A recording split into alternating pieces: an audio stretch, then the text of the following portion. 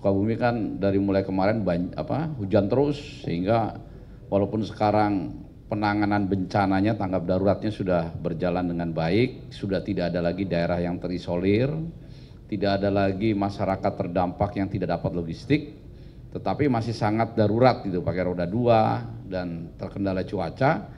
Kita laksanakan operasi modifikasi cuaca di sana.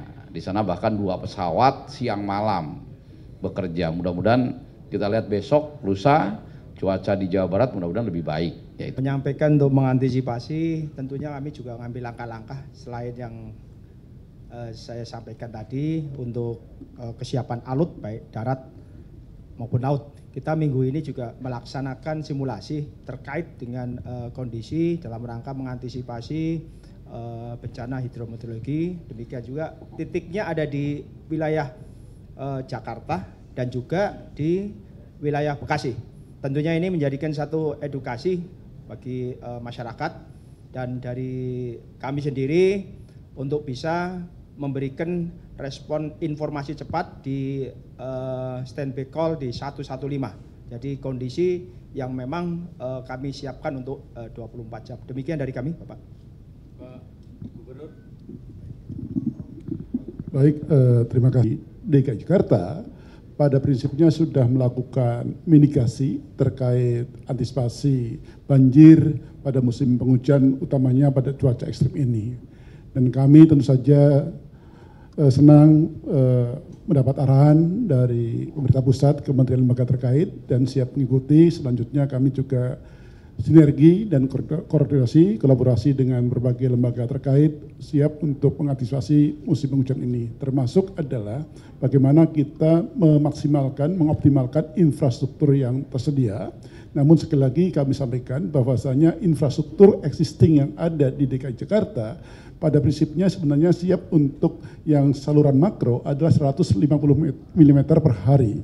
Sedangkan saluran dukungnya adalah siap untuk menampung yang sampai dengan 100 mm per hari. Selebih dari itu, kita memang ada genangan cukup lama, tapi kalau sudah di atas 200 mm, ini yang kami kewalahan. Nah, oleh karena itulah kami kemudian bersama-sama dengan BMKG, dengan BNPB, melakukan modifikasi cuaca sebagaimana yang sudah kami lakukan pada tanggal 7, 8, 9 dan insya Allah akan kami lakukan secara bertahap sampai dengan awal tahun 2025. Demikian Pak, terima kasih. Terima kasih. Pak Bu DKI. Mungkin langsung ke Bu Dwi Korita. Bu, apakah cuaca ekstrim yang berpotensi melanda Jabodetabek ini akibat dari bibit siklon 91S ya Bu? Mungkin bisa dijelaskan. Kemudian apakah sebelumnya kan BMKG sudah memberikan peringatan dini hingga tanggal 8 ya Bu? Kemudian sekarang statusnya seperti apa?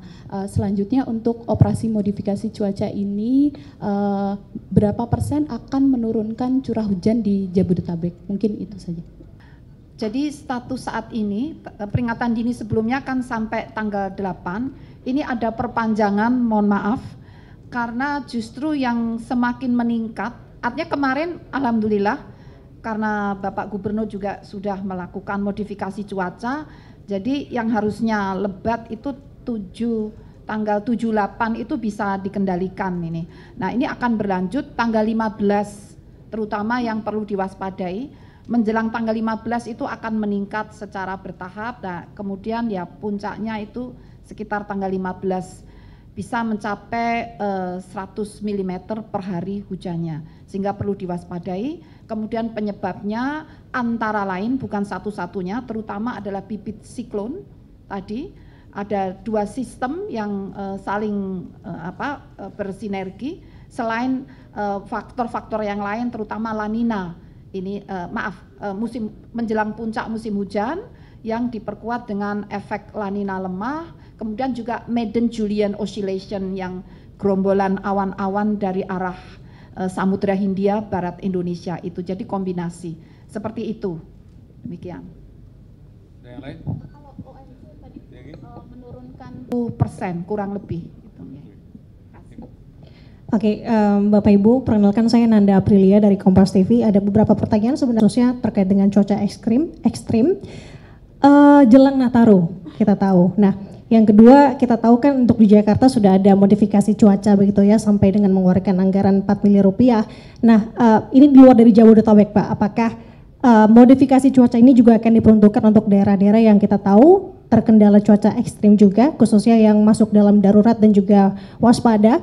Nah, untuk Bapak PJ Gub, Pak Teguh, izin Pak, siklus pertama modifikasi cuaca kan sudah, evaluasinya seperti apa dan apakah sudah ada tanggalan pasti terkait dengan siklus keduanya seperti apa.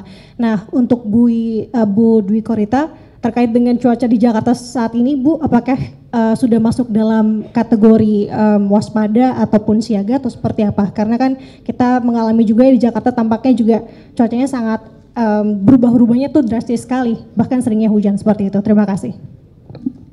Dipanggil oleh Bapak Presiden, jadi Menko PMK dan menteri-menteri di dalam koordinasi Menko PMK, dan kami melaporkan banyak hal yang menjadi tanggung jawab pelaksananya di dalam koordinasi Menko PMK, karena banyak quick win, 5 dari 7 quick win Bapak Presiden itu ada di dalam koordinasi Menko PMK. Jadi banyak hal yang kami laporkan, termasuk persiapan Nataru, ya, persiapan Natal dan Tahun Baru.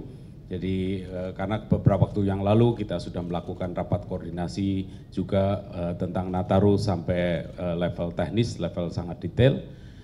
Selain itu juga kaitannya dengan penanganan bencana, salah satu yang kita bahas adalah tentu saja untuk yang sekarang ini mengoptimalkan infrastruktur yang ada, tetapi nanti secara bertahap untuk waktu-waktu ke depan adalah memperbaiki atau bahkan membangun infrastruktur baru untuk mengurangi risiko-risiko bencana, terutama menghadapi bencana perubahan iklim, hidrometeorologi yang juga cenderung untuk semakin meningkat. Mengenai modifikasi cuaca di daerah lain, moga Pak Kepala BNPB. Baik, terima kasih Mbak Nanda. Jadi untuk DKI sendiri, nanti tanya ke Pak Teguh ya. Tapi kalau nanti DKI juga butuh dari BNPB, BNPB akan membantu. Nah, untuk daerah-daerah lain di luar DKI, Jawa Barat, tadi sudah sampaikan, yang sekarang sudah dilaksanakan adalah Sukabumi. Sukabumi kan dari mulai kemarin hujan terus, sehingga walaupun sekarang penanganan bencananya, tanggap daruratnya sudah berjalan dengan baik, sudah tidak ada lagi daerah yang terisolir, tidak ada lagi masyarakat terdampak yang tidak dapat logistik, tetapi masih sangat darurat gitu, pakai roda 2 dan terkendala cuaca.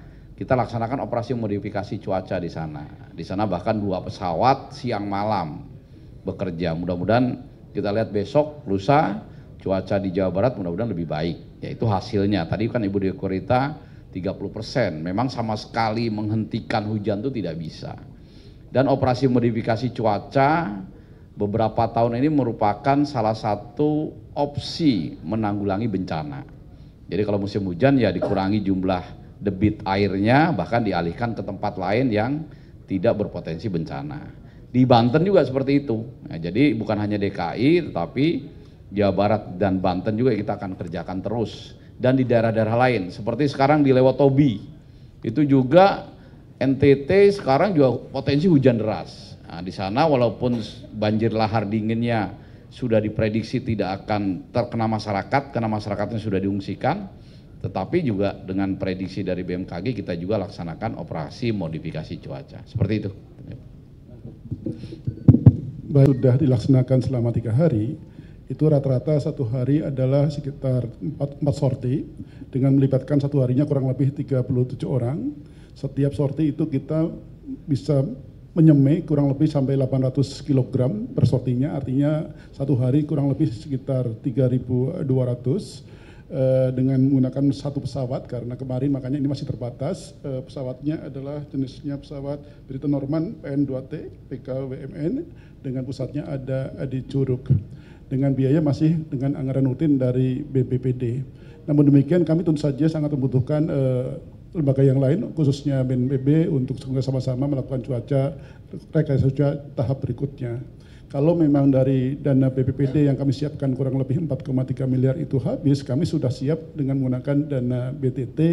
Lagi karena dana BTT maka kami harus mengeluarkan status kondisi darurat, dan nanti kami juga pastinya koordinasi dengan BNPB. Kami siap untuk melakukannya dan sampai dengan akhir tahun. Kemudian untuk tahun 2025 kami juga sudah antisipasi masuk pada era APBD tahun 2025. Artinya insya Allah siap, dan kami juga menghimbau kepada masyarakat apabila nanti terjadi banjir, kami sudah lakukan sosialisasi, edukasi, dan bisa evakuasi dini, dan juga mohon bantuan lembaga. Andai kata memang banjirnya misalnya terjadi banjir, terjadi di hari weekday, kami juga mungkin akan mempertimbangkan mengeluarkan atau menerbitkan kebijakan WFH, work from home, khususnya bagi anak sekolah ataupun bagi lingkungan ASN di DKI Jakarta. Syukur-syukur juga bisa di kementerian lembaga, karena banjir di weekday resikonya, dampaknya berbeda dengan banjir di saat weekend.